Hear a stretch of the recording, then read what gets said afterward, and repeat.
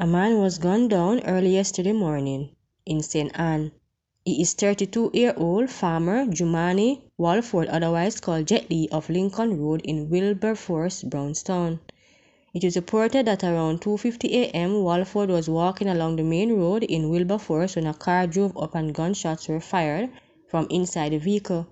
Walford was hit. He was taken to the Sanans Bay Regional Hospital where he was admitted in serious condition and he died later.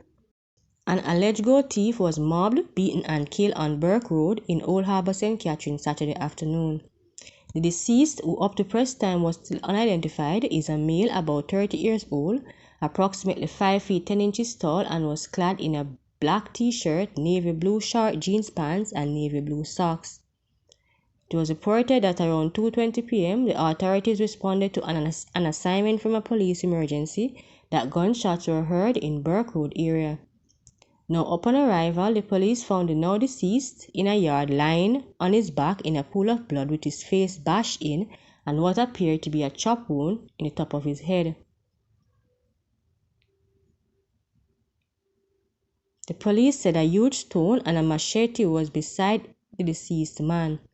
Initial investigations, the police said, discovered that the man was in the area attempting to steal goods when he was set upon by a mob who chopped and beat him to death.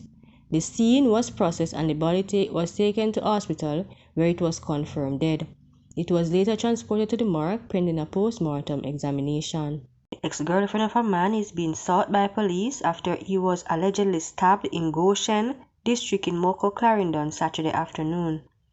The incident reportedly happened after they had sex at the woman's home, the police said. The injured man has since undergone one operation after he was admitted to hospital in serious condition. Information reaching Observer Online is that around midday the man went to visit his ex-girlfriend, had sex with her, and reportedly fell asleep afterwards. Police said the man was awakened by a sharp pain to his back. When he opened his eyes, he saw his ex-girlfriend standing over him with a knife. He was then reportedly stabbed in his abdomen. He managed to escape and was taken to hospital. The police were summoned and briefly spoke with the injured man at the hospital as he was being attended to by medical staff. The police said efforts are ongoing to locate and apprehend the ex-girlfriend.